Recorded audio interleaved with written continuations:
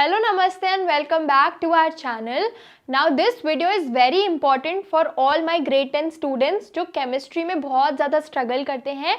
तो मैं एक ऐसा टॉपिक, एक ऐसा चैप्टर लेके आई हूँ जिसमें मैं तुम्हें आइडियल आंसर्स भी बताऊंगी कि तुम्हें किस रीजनिंग से सोचना है, कैसे आंसर्स लिखने हैं. सो इस वीडियो में तुम्हारे पास क्वेश्चन भी रहेंगे जो मोस्ट रिपीटेड है, जो इस साल आने की बहुत ज़्यादा प्रोबेबिलिटी होल्ड करते हैं एंड बहुत ही ज़्यादा इंपॉर्टेंट भी है. बट वीडियो स्टार्ट होने से पहले you know the drill, channel को सब्सक्राइब करना है, बेल नोटिफिकेशन दबाना है ताकि कोई भी इंपॉर्टेंट अपडेट आए मिस नहीं हो.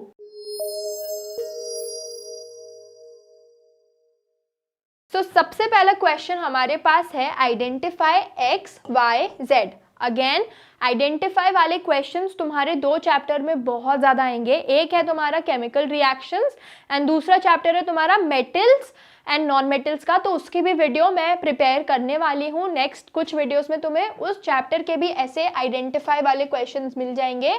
तब तक ये वाला क्वेश्चन अपन समझते हैं. ठीक है, अब हमें एक्स वाई जेड आइडेंटिफाई करना है इस रिएक्शन में. अब यहाँ पे एक रिएक्शन है 2KClO जिससे हमें क्या मिल रहा है 2KCl एंड O2. मतलब एक रिएक्शन है जिसमें हमें KCl मिल रहा है, मतलब हमें क्या बनती हुई दिख रही है, एक सॉल्ट बनती हुई हमें दिख रही है. अब ऑप्शंस है हमारे पास कि ये X है, ये गैस लिबरेट हो रही है. यहाँ पे भी ये X है और यहाँ पे भी ये X है, हमें ये गैस लिबरेट होती हुई दिख रही है. बट अगर मैं बाकी इक्वेशन पे भी ध्यान नहीं दूँ, सिर्फ KCl पे ध्यान दूँ, तो ये क्लियरली क्या है, ये एक सॉल्ट है. तो how can it be a gas again. तो ये ऑप्शन हमारा डिस्कार्ड हो गया. अब X हमें बोल रहे हैं सॉलिड है, Y हमें बोल रहे हैं लिक्विड है, Z हमें बोल रहे हैं गैस है. बट हमें Y तो यहाँ पे देखने के लिए नहीं मिल रहा है, हमें दोनों जगह पे क्या देखने के लिए मिल रहा है, X and X. Again this option is discarded. फिर हमारे पास है कि X number of moles of KClO3, Y हमारी रिएक्शन है और Z number of molecules of oxygen है.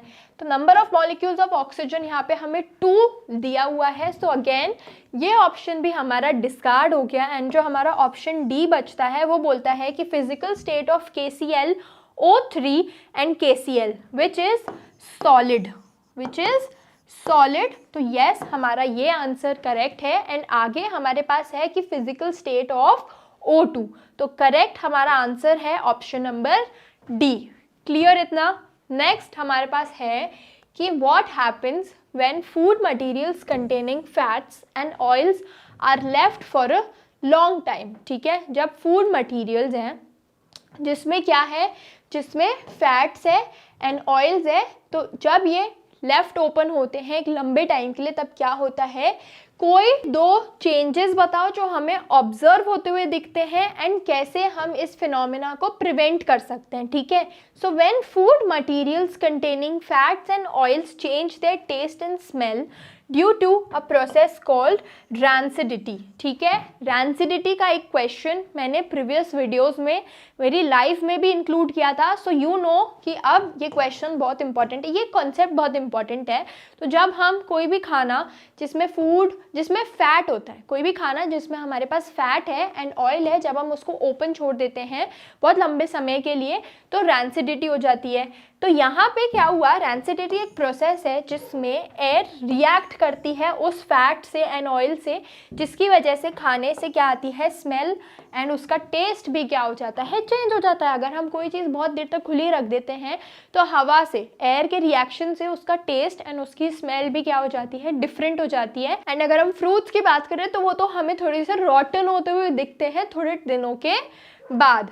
अब हम क्या कर सकते हैं इसको प्रिवेंट करने के लिए, हम वैक्यूम पैकिंग कर सकते हैं. हम वैक्यूम पैकिंग मतलब बहुत एयर टाइट पैकिंग कर सकते हैं. फिर हम उसको रेफ्रिजरेटर में रख सकते हैं एंड उसी के साथ साथ हम उसको अवे फ्रॉम डायरेक्ट सनलाइट रख सकते हैं, जिसकी वजह से रैंसिडिटी क्या होगी, प्रिवेंट होगी. क्लियर इतना.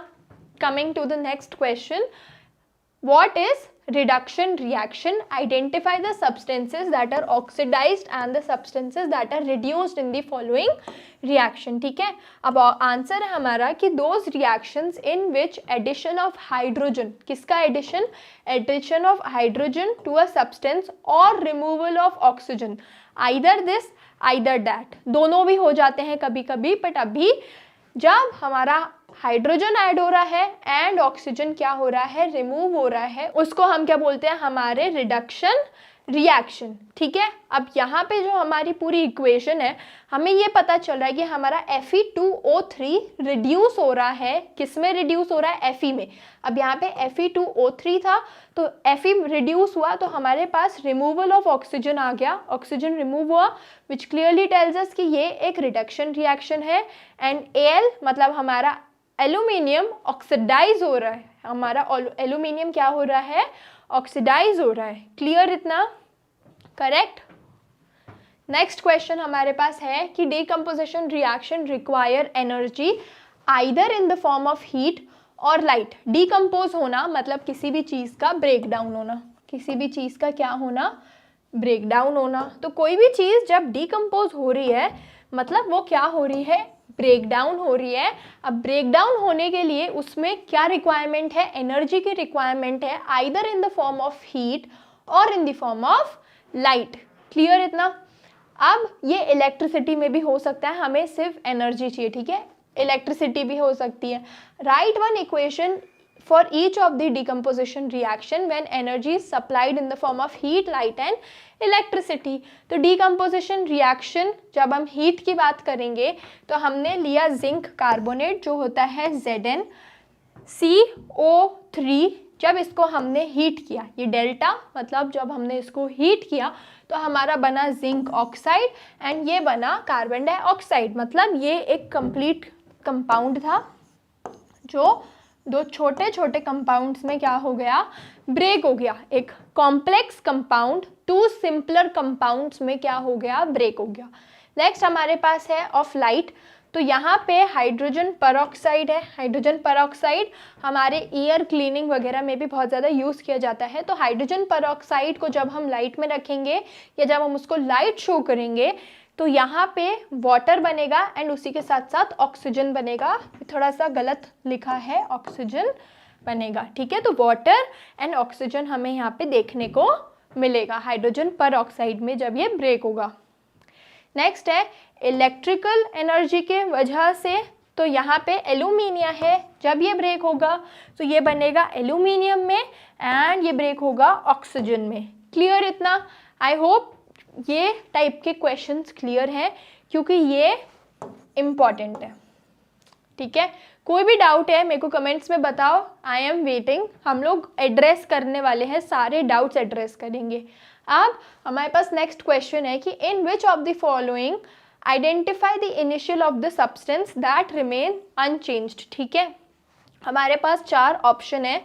अब एक है curdling of milk, curdling of milk हो रही है तो हमें आइडेंटिफाई करना है कि क्या अनचेंज्ड रहता है। Formation of crystals by process of crystallisation, fermentation of grapes, digestion of food. तो कर्डलिंग ऑफ मिल्क मतलब मिल्क चेंज हो जाएगा इनटू कर्ड। यहाँ पे फॉर्मेशन ऑफ क्रिस्टल्स में हमें कोई भी चेंज एज सच नहीं देखने को मिलेगा इनिशियल में, एंड फर्मेंटेशन ऑफ ग्रेप्स में भी हमें ग्रेप्स में क्या चेंज देखने को मिलेगा, एंड डाइजेशन ऑफ फूड में भी जितना हमारी बॉडी की रिक्वायरमेंट होगी उतना हमारी बॉडी रख लेगी, बाकी हमारी बॉडी क्या करेगी, निकाल देगी। सो हमारा option number B correct answer है। क्लियर इतना। चलो next we have our last question जो बोलता है कि when hydrogen sulphide gas is passed through a blue solution of copper sulphate.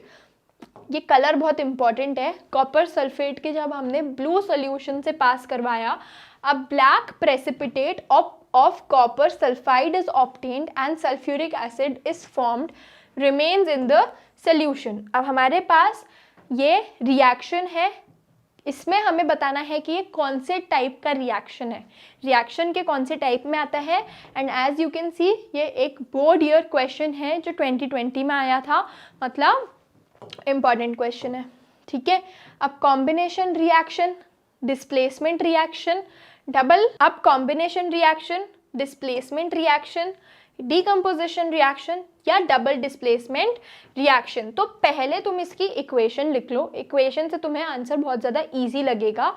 यहाँ पे है CuSO4, जब इसको हमने H2S से कंबाइन करवाया तो हमारे पास CuS बना और SO4 और H2 कंबाइन होके इनने सल्फ्यूरिक एसिड बनाई, मतलब डिस्प्लेसमेंट तो हुआ, पर डिस्प्लेसमेंट कितनी बार हुआ? 2 बार हुआ, विच मीन्स कि ये क्या है? एक डबल डिस्प्लेसमेंट रिएक्शन है। ये क्या है? एक डबल डिस्प्लेसमेंट रिएक्शन है। एंड यहीं पे हमारी ये वीडियो खत्म होती है। आई होप कोई भी डाउट्स नहीं है। अगेन डाउट्स हैं मेंशन करो, कमेंट करो, डेफिनेटली सारी फैकल्टीज देयर। इंग्लिश में डाउट है, मैथ, साइंस, जिस पे भी डाउट है, डू लेट अस नो। और ऐसी वीडियोस आने वाली हैं। Till then stay tuned and happy learning.